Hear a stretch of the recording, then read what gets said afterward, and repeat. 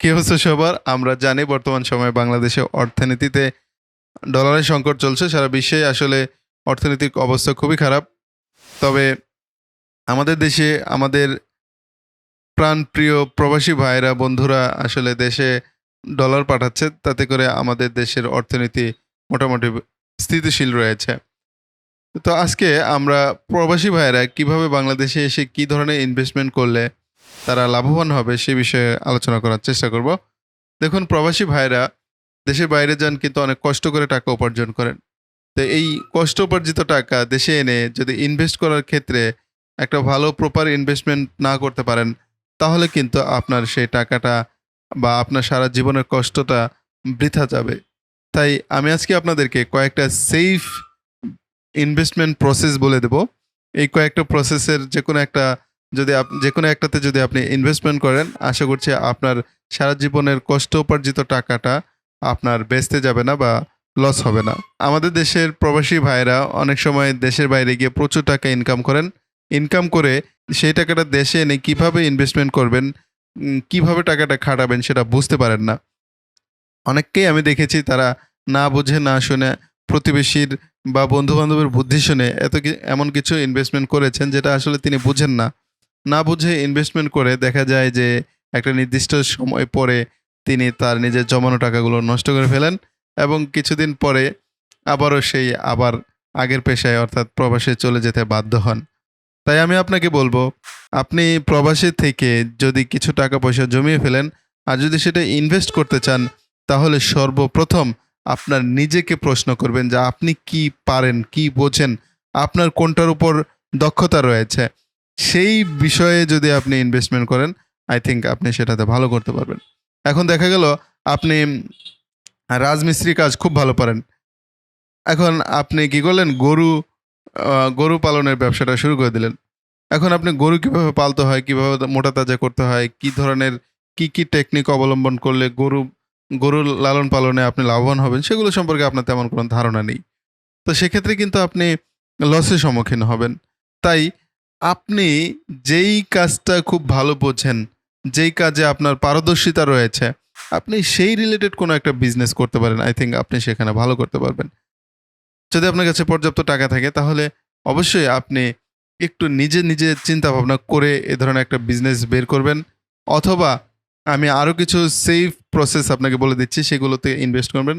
তাহলে আশা করছি আপনার কষ্ট উপার্জিত টাকাটা নষ্ট হবে না। তো আমি যেগুলো বলবো, প্রথম যেটা বলবো সেটা হচ্ছে একদম আনকমন একটা বিজনেস, একদম আনকমন একটা ইনভেস্টমেন্ট প্রসেস। সেটা হচ্ছে আপনার পজিশন ক্রয় বিক্রয় করা। দেখুন, বিভিন্ন মার্কেটে আমরা যে দোকানগুলো ভাড়া নিয়ে ব্যবসা করি, সেই মার্কেটের দোকানের পজিশনগুলো কিন্তু বিক্রি হয়। বিশেষ করে যখন নতুন কোনো মার্কেট স্থাপন করা হয়, সেই নতুন মার্কেটের পজিশনটা কিন্তু বিক্রি করা হয়।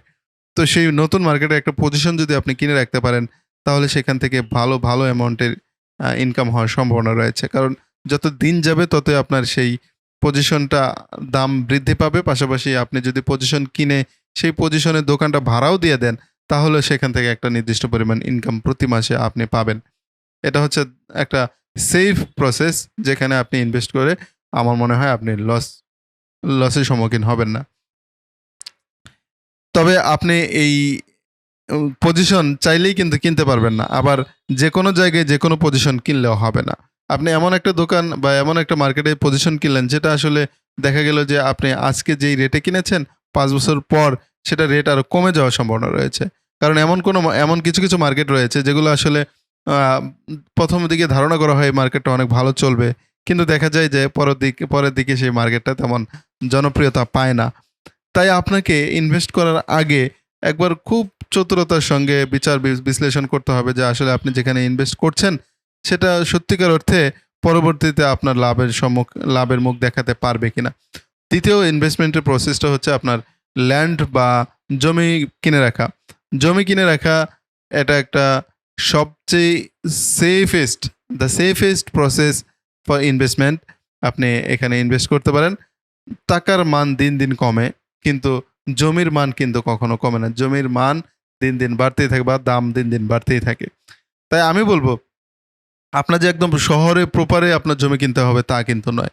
আপনার যে টাকা আছে আপনি আপনার এলাকাতেই যে আহ, উম, আপনি আপনার এলাকাতে জমি কিনে রাখুন।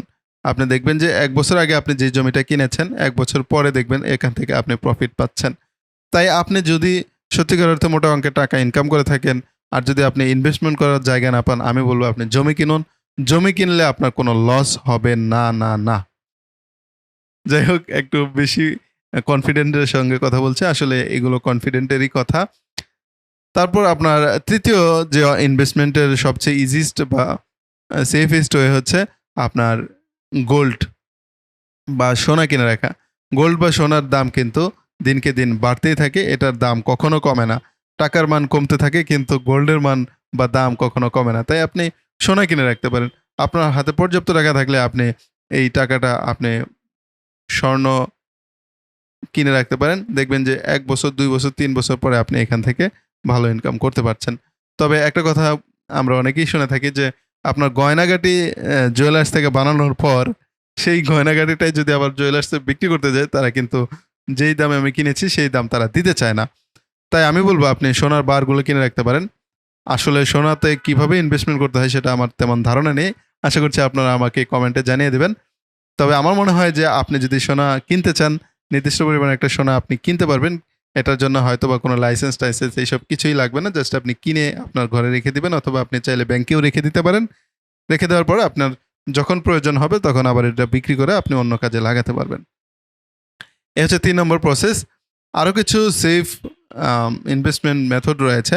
তার মধ্যে একটা উল্লেখযোগ্য হচ্ছে আপনার ঢাকার আশেপাশে অথবা যে সকল এলাকায় বাসা ভাড়া চলে, সেই সকল এলাকায় আপনি চাইলে ল্যান্ড কিনে বা প্লট কিনে সেখানে ফ্ল্যাট অথবা বাড়ি বানিয়ে সেটা ভাড়া দিতে পারেন।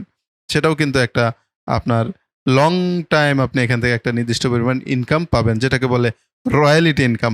আপনি কষ্ট করে যদি একটা আ দেখা গেল আপনি ঢাকা শহরের ভিতরে ১০ শতক ২০ শতক জায়গা কিনলেন। বিশেষ করে ঢাকার আশেপাশে যেমন কেরানীগঞ্জ, তারপরে এদিকে আছে আশুলিয়া, সাভার, তারপরে আপনার ধামরাইয়ের এদিকে যেদিকে গার্মেন্টস শিল্প কারখানা রয়েছে গাজীপুর, তারপরে আপনার ময়মনসিংহ রোডের আপনার ময়মনসিংহ পর্যন্ত যেদিকে বিশেষ করে গার্মেন্টস শিল্প কারখানা রয়েছে, সেই এলাকাগুলোতে আপনি একটু খোঁজাখুঁজি করে একদম পিওরলি কোনো ঝামেলা ছাড়া একদম পিওর জমি যদি কিনতে পারেন, জমি কিনে যদি সেখানে আপনি বাড়ি করতে পারেন, বাড়ি করে যদি আপনি সেই রুমগুলো ভাড়া দিতে পারেন, এখান থেকে আপনি লং টাইম সারা জীবন ইনকাম পাবেন। আরো ২ টা সেফ উপায় রয়েছে, যেমন শেয়ার মার্কেট, আরেকটা হচ্ছে আপনার আ তেলে ইনভেস্ট করা। তবে আমি এই ২ টাকে আপনাকে রিকমেন্ড করব না। কারণ শেয়ার মার্কেটে ইনভেস্ট করতে হলে আপনাকে এই বিষয়ে পর্যাপ্ত ধারণা থাকতে হবে যে আসলে কোন প্রসেসে ইনকাম শেয়ার মার্কেটে ইনভেস্ট করলে আসলে লস হয় না। আমরা জানি যে লং টাইম ইনভেস্টমেন্ট যেগুলো সেগুলোতে আসলে লস হয় না। তবে আমি আপনাকে এটা রিকমেন্ড করব না। কারণ এটা আপনি না বুঝলে এখানে টাকা লাভের বিপরীতে লসও হয়ে যেতে পারে। তাই আমি এটা আপনাকে রিকমেন্ড করছি না। তিত ২য় যেটা সেটা হচ্ছে আসলে তেল।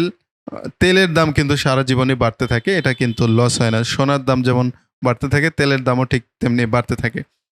তবে তেলে ইনভেস্ট করতে হলেও সেটা আসলে ইন্টারন্যাশনালি অর্গানাইজড কিছু প্রতিষ্ঠান রয়েছে যেগুলোতে আপনি অনলাইনে চাইলে ইনভেস্ট করতে পারবেন। তবে এটাও আমি আপনাকে নিষেধ করব। কারণ এটাও আপনি যদি প্রপারলি না করতে পারেন তাহলে আপনি ধোঁয়াশার মধ্যে পড়ে যাবেন। এখান থেকে আপনি ভালো কিছু করার পরিবর্তে আপনি সর্বস্ব হারিয়েও ফেলতে পারেন। তবে যদি আপনি বোঝেন, জেনে শুনে যদি করতে পারেন সেটা আপনার ইচ্ছা, আপনি করতে পারেন। এই হচ্ছে বিষয় যে আপনি যদি প্রবাসে থাকেন, দেশে এসে ইনভেস্ট করতে চান তাহলে সবচেয়ে নিরাপদ কোনগুলো? ১ম হচ্ছে আপনি জমি কিনে রাখতে পারেন। ২য় হচ্ছে আপনি সোনাদানা কিনে রাখতে পারেন। ৩য় হচ্ছে আপনি জমি কিনে সেখানে বাড়ি করে ভাড়া দেওয়ার মতো যদি পজিশন পান সেটা করতে পারেন। ৪র্থ হচ্ছে আপনি দোকানের পজিশন, অবশ্যই সেটা সুপারমার্কেট অথবা প্লাজা সংক্রান্ত প্লাজা রিলেটেড যে বিজনেস পয়েন্টগুলো হয় বা বিজনেস প্লাজাগুলো হয় সেগুলোতে আপনি দোকান পজিশন কিনে রাখতে পারেন। এ হচ্ছে বিষয়। এই কয়টা মধ্য থেকে যেকোনো একটাতে আপনি যদি ইনভেস্ট করেন, আই থিংক আপনি আপনার কষ্টোপার্জিত টাকাটা লস না করে বরং লাভের মুখোমুখি হবেন। আশা করছি ভিডিওটা আপনাদের কাছে ভালো লাগবে। প্রবাসী ভাইরা যদি এই ভিডিওটা আপনাদের সামান্যতম উপকারে আসে তাহলে ভিডিওটাতে একটা লাইক দিবেন। তাহলে এই ভিডিওটা আরো মানুষের কাছে ছড়িয়ে যাবে। অনেকেই এটা দেখে উপকৃত হবে। তো ইনভেস্টমেন্ট সংক্রান্ত আরও যদি পরামর্শ আপনাদের কাছে থাকে তাহলে আপনি আমাকে কমেন্টে জানাতে পারেন।